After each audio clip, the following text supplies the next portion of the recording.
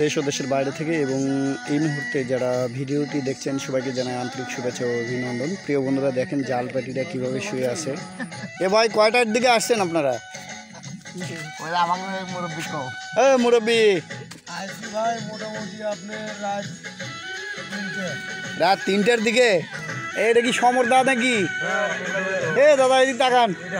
কত বছর ধরে কাজ করেন আপনি? 5-6 বছর মাত্র। এই জন্য আপনার মানে ভালো জালে কয় নাকি?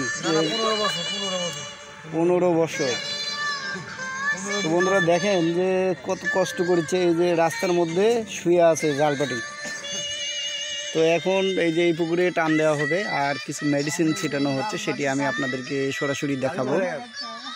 পুকুরের পানি কমানো হচ্ছে, এই যে মোটর দেওয়া হয়েছে, পানি কমানো হচ্ছে। এটি সোহেল ভাইয়ের পুকুর আর এই পুকুর A to Z স্টেটমেন্ট আমি করেছি। তো পানি কমিয়ে নেওয়া হচ্ছে এই জন্য যে তবে মাছ ভালো উঠবে, যেন মাছটা দেওয়ার ফলে মাছগুলো পাকা হয়ে যাবে। আর একদিন আগে থেকে অবশ্যই আপনারা খাবার বন্ধ রাখবেন যারা মাছ ধরবেন।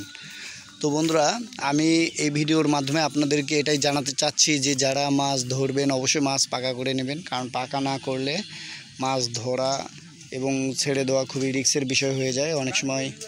নেক্সট ভিডিওতে আমি আপনাদেরকে মাছ ধরা দেখাবো, কিভাবে মাছ ধরা হয় আর এই পুকুরে কতটুকু মাছ হলো সেটিও জানাবো, কেমন আয় ব্যয় কেমন হলো সেটিও জানানোর চেষ্টা চালাবো আপনাদেরকে। তো পাবদা মাছ এখন বর্তমানে সোনার হরিণ হয়ে গেছে আমাদের বাংলাদেশে, প্রচুর পরিমাণে দাম, অর্থাৎ একটা মাছ 1 টাকা। 2000 লাইনের মাছ 1 টাকারও উপরে বিক্রি হচ্ছে, 1 টাকা 20 পয়সা 23 পয়সা। যে পাবদা মাছ এখন আমাদের বাংলাদেশে অন্তত সোনার হরিণ, কারণ তাপমাত্রাজনিত কারণে এবং আবহাওয়াজনিত কারণে এই মাছের প্রোডাকশন তেমন আসতেছে না। চাষিরা অনেক পরিশ্রম করছে এবং অনেক চাষি লস খেয়ে যাচ্ছেন। তো আমি নিজে যে পাবদা মাছের ডিম করাই, সেখানে আমি দেখছি যে অনেক সময় চাষিদের লস হয়ে যাচ্ছে।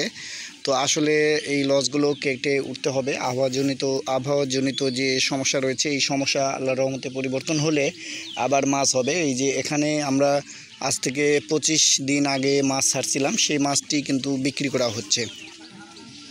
তো আপনাদেরকে ওষুধটা ছিটানো দেখাবো।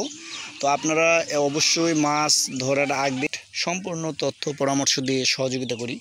তো বন্ধুরা, তাহলে হয়তো অনেকেই মনে করতে পারেন যে আমি অনেক কিছু জানি, আসলে আমি তেমন কিছু জানি না, কারণ আমাদের বাংলাদেশের